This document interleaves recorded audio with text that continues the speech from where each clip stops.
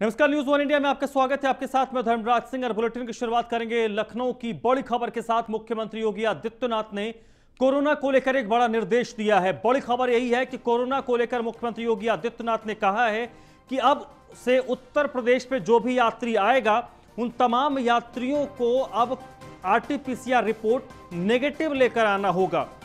ये एक मैंडेटरी होगा। नेगेटिव जांच रिपोर्ट के बाद ही उत्तर प्रदेश में अब एंट्री मिलेगी। आने वाले वक्त में जो भी शख्स उत्तर प्रदेश में आना चाहेगा, उत्तर प्रदेश में जिनको यात्रा करनी होगी, उन तमाम लोगों को अपना नेगेटिव आरटीपीसीआर रिपोर्ट लेकर आना होगा। 4 दिन से अधिक पुरानी रिपोर्ट इस दौरान मान्य नहीं होगी। वैक्सीन की दोनों खुराक लेने वालों को इसमें छूट दी जा सकती है। रेल से हो, सड़क से हो, वायु मार्ग से हो, आने वाले नियमों पर यह लागू नहीं होगा।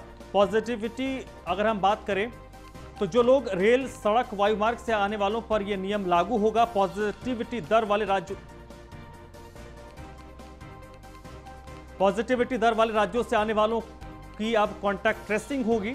तो बड़ी खबर यही है कि मुख्यमंत्री योगी आदित्यनाथ ने यह बड़ा आदेश दिया है कि उत्तर प्रदेश में आने वालों को अब आरटीपीसीआर नेगेटिव रिपोर्ट लेकर आना होगा।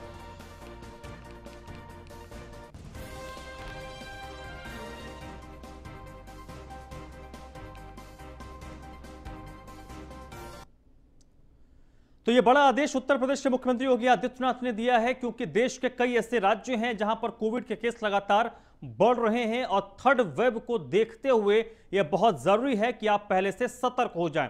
इस वक्त मेरे साथ नीलेश चौहान जुड़ चुके हैं इसी पर अपडेट के साथ। नीलेश, क्या कुछ मुख्यमंत्री की तरफ से निर्देश दिया गया है, इसको कैसे इंप्लीमेंट किया जाएगा? सबसे बड़ी चुनौती तो नोएडा, गाजियाबाद जैसे जगहों में होगी, क्योंकि एनसीआर का हिस्सा है। आप लखनऊ में इसको इंप्लीमेंट करवा सकते हैं, बाकी जो छोटे छोटे जिले हैं जहां पर ट्रेन से लोग आते हैं या फिर बॉर्डर्स पर करवा सकते हैं, लेकिन एनसीआर में स्पेशली इस आदेश को इंप्लीमेंट कराना एक बड़ी चुनौती होगी।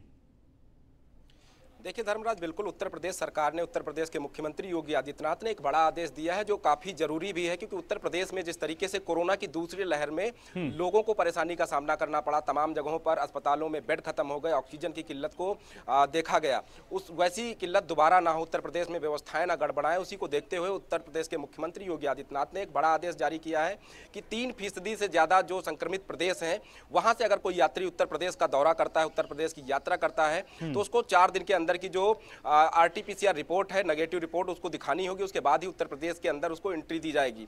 ये बड़ा और अहम निर्देश है, क्योंकि उत्तर प्रदेश में जिस तरीके से लगातार जो एक्सपर्ट डॉक्टर हैं उनका कहना है कि तीसरी लहर भी उत्तर प्रदेश में दस्तक दे सकती है। तो उससे ठीक पहले ये आदेश आम जनमानस के लिए भी काफी हितकारी हो सकता है, क्योंकि जिस तरीके से हमने दूसरी लहर में देखा कि चाहे वो ट्रेन से आने वाले यात्री हों, बसों से आने वाले यात्री हों या हवाई यात्रा करके आने वाले यात्री हों, जो उत्तर प्रदेश में आ रहे थे, कहीं ना कहीं उसमें से अधिकांश लोग कोरोना संक्रमित पाए गए थे। ऐसे में वो व्यवस्थाएं दोबारा से गड़बड़ाए ना, उसको पहले से ही नियंत्रण में रखा जाए, इस लिहाज से ये जो आदेश है वो दिया गया है। दिल्ली एनसीआर की अगर हम बात करें, खास तौर पर नोएडा और गाजियाबाद की बात करें, तो वहां पर जो पुलिस प्रशासन है, जिला प्रशासन है, उसको काफी अलर्ट रहना पड़ेगा, क्योंकि दिल्ली से सटा हुआ इलाका है। ऐसे में दिल्ली से आने वाले लोगों पर विशेष निगरानी रखी जाएगी। उसके अलावा जो 3% से ज्यादा संक्रमित प्रदेश हैं, वो जब उन जगहों से जब लोग उत्तर प्रदेश में आएंगे तो उनकी कॉन्टैक्ट ट्रेसिंग भी कराएगी सरकार। तो कहीं ना कहीं ये तमाम तैयारियां तीसरी लहर को देखते हुए की जा रही हैं, ताकि उत्तर प्रदेश में उत्तर प्रदेश की जनता को सुरक्षित रखा जा सके। चलिए, संभावित थर्ड वेव से पहले ही योगी आदित्यनाथ सरकार ने कमर कस ली है, ताकि जो सेकंड वेव के दौरान जो कमियां रह गई थी या जो गलतियां हुई थी उसको इस बार ना दोहराया जाए। इसको लेकर यह बड़ा आदेश यूपी सरकार की तरफ से दिया गया। बहुत बहुत शुक्रिया नीलेश आपका इस जानकारी के लिए। चलिए बढ़ते आगे। कानपुर देहात से अगली खबर है, जहां पर न्यूज वन इंडिया की खबर का बड़ा असर हुआ है। खाकी को बदनाम करने वाले दरोगा पर कार्रवाई हुई है। न्यूज वन इंडिया की खबर का बड़ा असर हुआ है। खाकी को बदनाम करने वाले दरोगा पर कार्रवाई की गई है। पुखराया चौकी इंचार्ज महेंद्र पटेल को लाइन हाजिर कर दिया गया है। न्यूज वन इंडिया पर खबर चलने के बाद एसपी ने इस मामले पर कार्रवाई की है। पुलिसकर्मी ने महिला के साथ बदसलूकी की थी और उसका वीडियो लगातार देश भर में कल से ही वायरल हो रहा था। न्यूज वन इंडिया ने इस खबर को प्रमुखता से प्रसारित किया था। भोगनीपुर कोतवाली के दुर्गादासपुर गांव की एक घटना थी, जहां पर दरोगा ने एक महिला के साथ बदसलूकी की थी और उसके वो छाती पर बकायदा चढ़ गया था। ये वो वीडियो था जो कल से ही लगातार सोशल मीडिया पर वायरल हो रहा था। न्यूज़ वन इंडिया ने इस खबर को प्रमुखता से प्रसारित किया था, जिसके बाद ये जो आरोपी दरोगा है उस पर कार्रवाई की गई है और उसे अब सस्पेंड किया गया है। कानपुर देहात के भोगनीपुर कोतवाली के दुर्गादासपुर गांव की यह घटना थी, जहां पर एक पुलिसकर्मी के द्वारा खाकी को बदनाम किया गया था और महिला के साथ बदसलूकी की गई थी। पुखराया चौकी के इंचार्ज महेंद्र पटेल, इसका नाम बताया जा रहा है, महेंद्र पटेल को लाइन हाजिर कर दिया गया है। न्यूज़ वन इंडिया पर खबर प्रसारित होने के बाद इस दरोगा पर कार्रवाई की गई है। महेंद्र पटेल इस दरोगा का नाम बताया जा रहा है, जिस पर कार्रवाई की गई है और एसपी ने इसे लाइन हाजिर कर दिया है।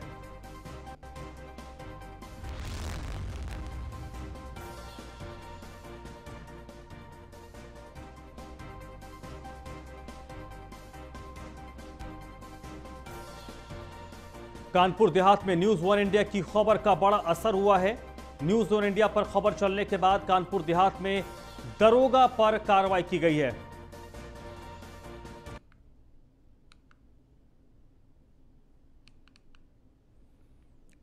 कानपुर देहात का यह मामला है। सलीम सिद्दीकी इस वक्त मेरे साथ जुड़ चुके हैं कानपुर देहात से, इसी पर ज्यादा जानकारी के साथ। सलीम, क्या सिर्फ लाइन हाजिर किया गया है या इसके अलावा कुछ और भी विभागीय कार्रवाई करने की बात कही गई इस मामले में? जी देखिए, सबसे पहली बात यह कि जो पुलिस के आला अधिकारी हैं वो आरोपी चौकी इंचार्ज को बचाने में लगे हुए थे, लेकिन जब न्यूज़ वन इंडिया ने इस खबर को प्रमुखता से दिखाया, न्यूज़ वन इंडिया ने दिखाया कि किस तरह दबंग चौकी इंचार्ज एक बुजुर्ग महिला की छाती पर चढ़कर उसको मार रहा है। उसके बाद जो है, जब न्यूज़ वन इंडिया पर खबर चलने के बाद एसपी की आंखें खुली हैं, उन्होंने उसको महज लाइन हाजिर किया।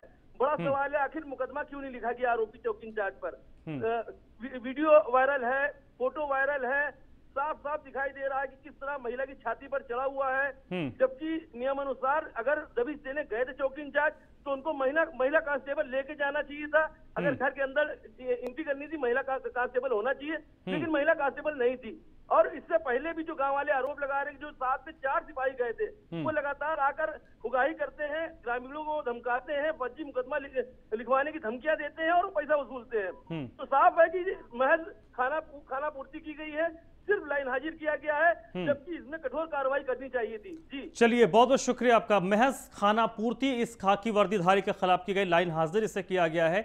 लाइन हाजिर का मतलब ये होता है कि सप्ताह 10 दिन 20 दिन महीने भर ये लाइन में रहेगा, फिर किसी थाने में इसकी तैनाती हो जाएगी। चलिए बढ़ते आगे, लखनऊ से बड़ी खबर है। कांग्रेस नेता केडी दीक्षित जो टंकी पर चढ़ गए थे वो टंकी से उतर गए हैं।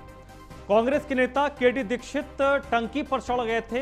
केडी दीक्षित ने अजय कुमार लल्लू जो कांग्रेस पार्टी के प्रदेश अध्यक्ष हैं उन पर गंभीर आरोप लगाए थे।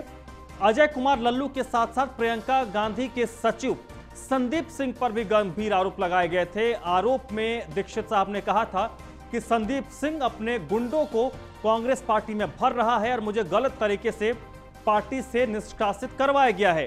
केडी दीक्षित ने मुख्यमंत्री योगी आदित्यनाथ से गुहार लगाई है कि कांग्रेस के गुंडों पर वो लगाम लगाएं।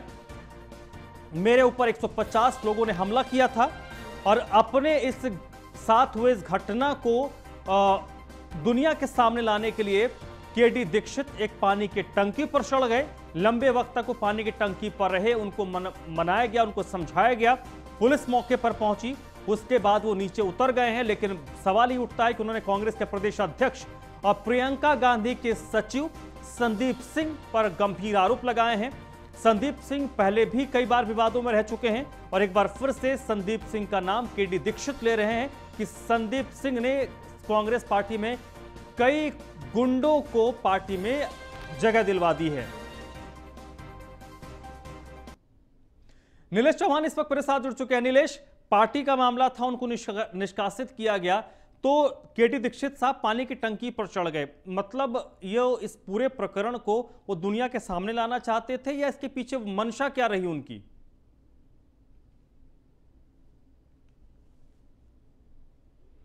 नमक जो कांग्रेसी नेता से चढ़ गए, करीब 2 घंटे तक हाई वोल्टेज ड्रामा चला।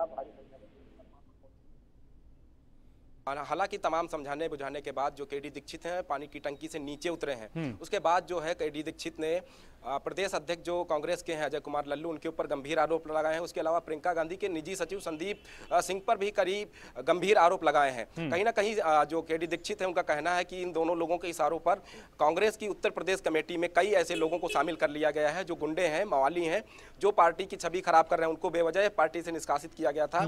18 महीने पहले जो है केडी दीक्षित ने एक मुकदमा दर्ज कराया था, हुसैनगंज थाने में मुकदमा दर्ज हुआ था, जिसके बाद से लगातार केडी दीक्षित ये मांग कर रहे हैं कि अजय लल्लू की गिरफ्तारी की जाए, लेकिन पुलिस ऐसी कोई गंभीर धाराएं ना होने के कारण उसको गिरफ्तार नहीं कर पाई है। उसी को लेकर ये हाई वोल्टेज ड्रामा देखने को मिला। इसमें अगर हम पूरे प्रकरण को देखें तो कहीं ना कहीं दो मंशा हो सकती हैं। एक तो अजय लल्लू और जो प्रदेश जो संदीप सिंह है उनके ऊपर जो आरोप लगाए गए हैं उसको उजागर करना था। दूसरा जो है मीडिया की सुर्खियों में बने रहने के लिए ये हाई वोल्टेज ड्रामा किया गया, क्योंकि जिस समय ये पानी की टंकी पर चढ़े थे उसी समय प्रियंका गांधी कांग्रेस के प्रदेश कार्यालय में मौजूद थी। तो कहीं ना कहीं प्रियंका गांधी का ध्यान खींचने के लिए केडी दीक्षित की तरफ से ये हथकंडा अपनाया गया। फिलहाल पुलिस पूरे मामले की पड़ताल करेगी कि आखिर क्या वजह थी कि 2 घंटे लगातार वो पानी की टंकी पर चढ़कर धमकी देते रहे कि वो पानी की टंकी से कूद चलिए, जाएंगे। केडी दीक्षित पानी की टंकी पर चढ़ गए थे, हालांकि अब उन्हें नीचे उतार लिया गया है और नीचे उतर गए। बहुत शुक्रिया नीलेश आपका।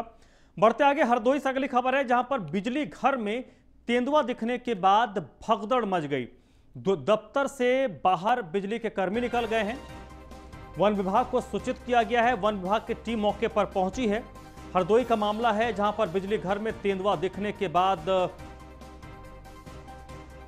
हंगामा खड़ा हो गया, भगदड़ मच गई। वन विभाग को सूचित किया गया है। हरदोई के सांडी थाना क्षेत्र के बिजली घर का यह मामला है, जहां पर बिजली घर में तेंदुआ दिखने के बाद उस इलाके में भगदड़ मच गई है। दफ्तर से बाहर सभी बिजली कर्मी निकल गए हैं।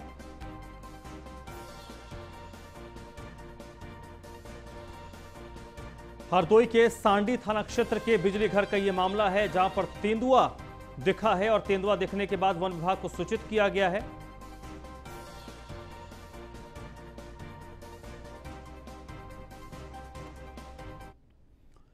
तो ये बड़ी खबर है हरदोई से, और नसीम खान इस वक्त मेरे साथ जुड़ चुके हैं हरदोई से लाइव इसी पर अपडेट के लिए।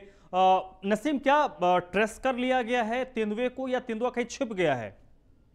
इस समय जो मैं जीरो ग्राउंड पर ही मौजूद हूँ। आप देख सकते हैं मेरे पीछे पूरी तरीके से, जहाँ पे पूरी तादाद में यहाँ पे जो भारी हड़कंप मच हुआ है। लेकिन यहाँ पे एक घर में जो बिजली जो घर है इसके पीछे, वहाँ पे आप कैमरामैन से कहना चाहूँगा दिखाना चाहेंगे। इसी घर में जो आप देख रहे हैं, जो सामने देख रहे हैं कि यहीं पे एक तेंदुआ अंदर है, जो कि इस घर के रहने वाले 2 लोगों को पूरी तरीके से जो है तेंदुआ ने घायल कर दिया, गंभीर रूप से घायल हो चुका है। और यहाँ पे पुलिस प्रशासन से लेकर और भी जो फॉरेस्ट विभाग की जो टीम है पूरी लगातार पूरी तैयारी में। आप देख सकते हैं कि यहाँ से लेके पूरी तादाद में जो पूरी तैयारी की जाए, जाल बिछाए गए तेंदुआ को पकड़ने के लिए। लेकिन अभी भी तेंदुआ को जाल लगा दिए गए हैं। आप देख सकते तस्वीरों की वजह से मैं दिखाना चाहूंगा मैं कैमरामैन को पूरी तरह से तेंदुआ अंदर जाते हुए आप दिखा सकते हैं। कैमरामैन को हमने देखा है, मैं तस्वीर दिखा ये देख सकते हैं। आप देख सकते हैं पूरी तरीके से कि यहाँ पे तेंदुआ कहीं ना अंदर टीम जा चुकी है और तेंदुआ बाहर भी निकलने वाला है। किसी तरीके से कोई ना कोई जाल लगाए गए, तेंदुआ से बाहर आएगी। जी चलिए, तस्वीरें आप देख रहे हैं, वहां पर बड़ी संख्या में लोगों की भीड़ भी नसीम इकट्ठा हो गई है। और चलिए, फिलहाल के लिए आपका बहुत बहुत शुक्रिया, आप नजर बनाए रखिएगा। तो तेंदुआ वहां पर दिखने के बाद वन विभाग की टीम पहुंच चुकी है। तेंदुआ को ट्रैंकुलाइज किया जाएगा, लेकिन तेंदुआ आने की खबर के बाद वहां पर बड़ी संख्या में लोगों की भीड़ इकट्ठा हो गई। हालांकि आपने पीछे से अनाउंसमेंट भी सुना होगा, स्थानीय पुलिस और वन विभाग लगातार अनाउंसमेंट कर रहा है कि लोग वहां से दूर हट जाएं, क्योंकि अगर तेंदुआ उन पर हमला भी कर सकता है।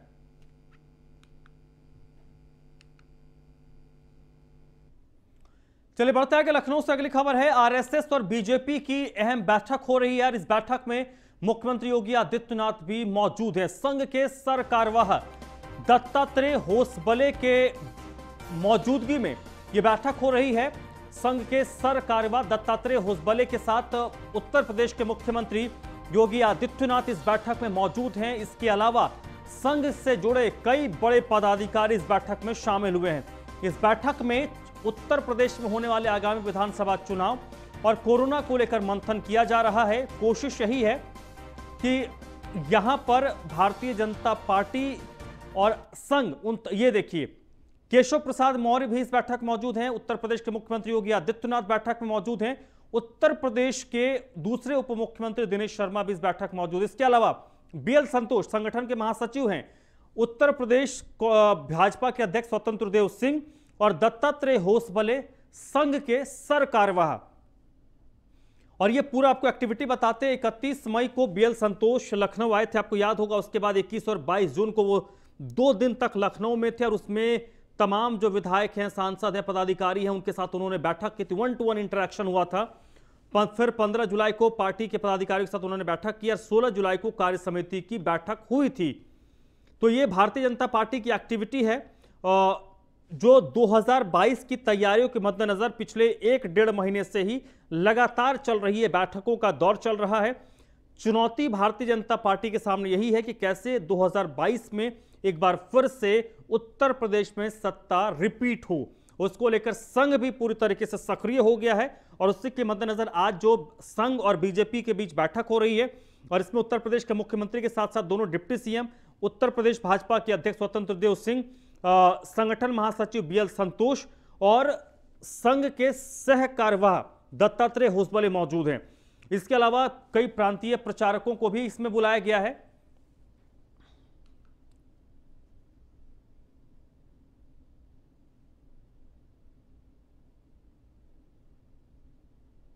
खबर है यूजीसी ने तमाम कॉलेजेस और यूनिवर्सिटीज के लिए गाइडलाइन जारी की है। इस गाइडलाइंस में कहा गया है कि कॉलेज 1 अक्टूबर से शुरू होगा। नए शैक्षणिक सत्र की शुरुआत कॉलेजेस में 1 अक्टूबर से की जाएगी। इसके पहले 30 सितंबर तक जो पूरी एडमिशन की प्रक्रिया है उसको पूरी कर लेनी है और 31 अगस्त तक फाइनल ईयर की परीक्षा हो जानी चाहिए। 12वीं के रिजल्ट आने के बाद अब एडमिशन की प्रक्रिया शुरू हो रही है और यूजीसी की तरफ से तमाम कॉलेजेस और यूनिवर्सिटीज को यह गाइडलाइन जारी कर दिया गया है। यूजीसी के गाइडलाइंस के मुताबिक 1 अक्टूबर से नया शैक्षणिक सत्र शुरू होगा और इसको लेकर 30 सितंबर तक आपको एडमिशन की प्रक्रिया पूरी कर लेनी है और 31 अगस्त तक फाइनल ईयर की परीक्षा हो जानी चाहिए।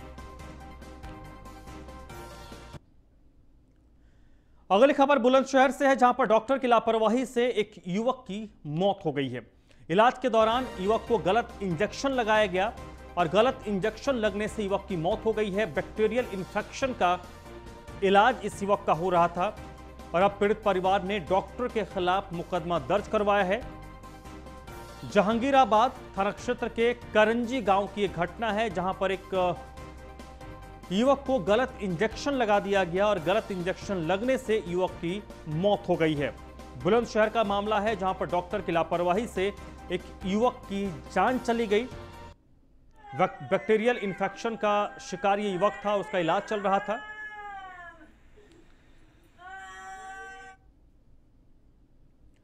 हरदोई में बाप बेटे का शव मिलने से सनसनी फैल गई है। गन्ने के खेत में बाप बेटे का शव मिला है।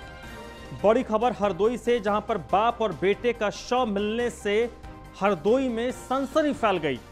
गन्ने के खेत से बाप बेटे का शव मिला है और जैसे ही लोग ग्रामीणों ने सबसे पहले इन दोनों के शव को देखा, तत्काल पुलिस को सूचित किया गया। पुलिस मौके पर पहुंची। पचदेवरा थाना क्षेत्र के भापुर सपाहा का यह मामला है।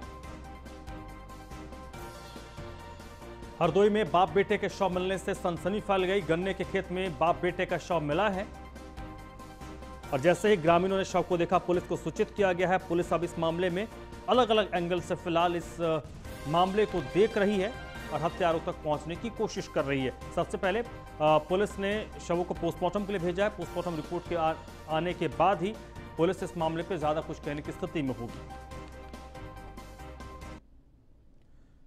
बिजनौर में न्यूज 1 इंडिया की खबर का बड़ा असर हुआ है। बड़ी खबर है बिजनौर से, जहां पर एक युवक की पिटाई के मामले पर कार्रवाई हुई है। बिजनौर में न्यूज 1 इंडिया ने खबर दिखाया था, युवक की पिटाई के मामले पर कार्रवाई हुई है। पुलिस ने मामले में 2 सरपंच को गिरफ्तार किया है। 2 सरपंचों को यहां पर गिरफ्तार किया गया है। युवती से छेड़खानी के आरोप में एक युवक की पिटाई की गई थी और पंचायत में सजा के तौर पर युवक की पिटाई हुई थी। न्यूज 1 इंडिया ने इस खबर को प्रमुखता से प्रसारित किया था।